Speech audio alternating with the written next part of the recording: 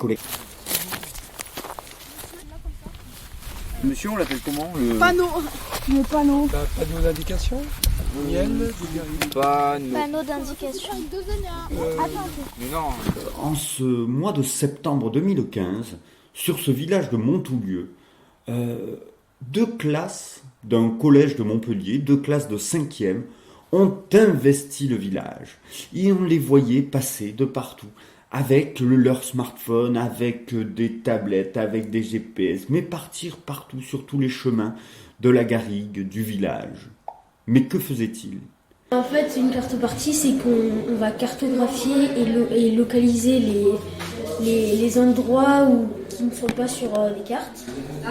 Par exemple, des cartes Ruxmap. Et cet après-midi, on a pris des points GPS et on a photographié, on a pris la latitude et la longitude. Et plus tard, on va les mettre sur la carte et tout le monde pourra voir. J'ai retenu que c'était une journée super, car on a pu améliorer la carte et donc les touristes vont je pense, vouloir plus y aller, car nous avons mis tous les éléments essentiels. C'est la première fois que je réalise quelque chose comme ça. Alors l'intérêt des cartes pour les élèves de 5e est déjà d'arriver à se situer dans l'espace, comprendre la notion d'échelle, de latitude et de longitude aussi quand il s'agit des cartes du monde ou même des cartes locales, surtout quand on utilise après sur le terrain un GPS pour se repérer dans l'espace. Et ça leur permet de mieux toucher du doigt, de mieux conceptualiser une carte papier par rapport à ce qu'ils vont découvrir sur un paysage ou sur un lieu visité. Qu'est-ce que tu retires de cette journée ? Cela nous a permis d'utiliser des moyens technologiques nouveaux que ne possédaient pas les géographes des générations précédentes et de comprendre leur utilité, par exemple avec l'utilisation d'un GPS. Pour les élèves aussi, d'arriver à construire eux-mêmes, à apporter une contribution à la construction d'une carte. C'est vrai que ça leur permet de s'impliquer sans être des professionnels de la cartographie. Ça leur a permis, ça nous a permis aussi de mieux nous impliquer dans l'apport d'éléments nouveaux, puisque sur une carte réalisée à une date bien précise, il y a des éléments qui existent toujours, mais des éléments qui ont été construits depuis, et ça leur a permis d'actualiser ce qui a été construit, par exemple la Maison de la Nature à Montoulieu, qui n'existait pas sur les cartes précédentes. Après, j'ai vu les nouveaux programmes. Les nouveaux programmes, ils parlent de l'utilisation des outils numériques. Et là, on a vraiment un parfait exemple d'outils numériques et en même temps d'une carte collaborative.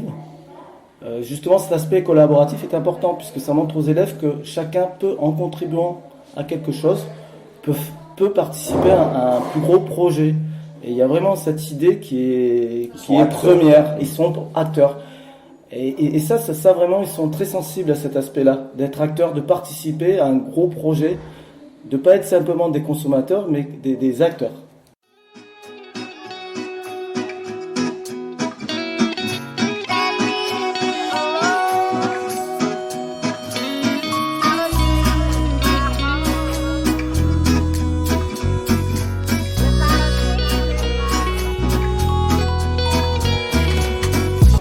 Alors, est-ce qu'on pourrait revenir juste un petit peu en arrière ? Vous nous parliez d'une école à Villevieille qui avait aidé à préparer ce projet. Quel a été leur niveau d'implication ? Est-ce que vous avez été présente ? Comment ça s'est passé ?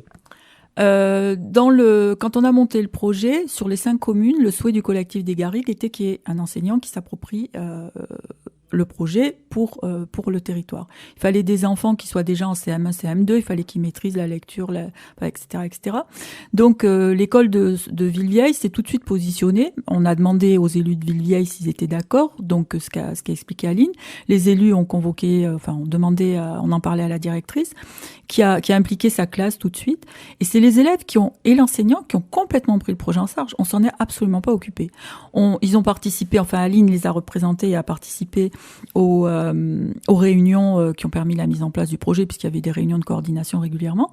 Mais sinon, ils ont décidé de ce dont ils allaient parler. Ils ont fait toutes les recherches, tant à la bibliothèque que sur Internet, de ce qu'ils allaient présenter. Ils ont complètement monté leur projet, tant et si bien que ils en ont utilisé une partie pour la carte qu'on a présentée tout à l'heure et qui sert de support au géocache, mais ils ont fait une espèce de petit répertoire de tout ce qu'ils ont appris sur leur village, et ils se proposaient d'en faire profiter les gens qui font le géocaching en leur envoyant un fichier où il y avait toutes leurs informations qu'ils avaient pu récolter et qu'ils ont mis en place et qu'ils ont mis en forme, etc., etc.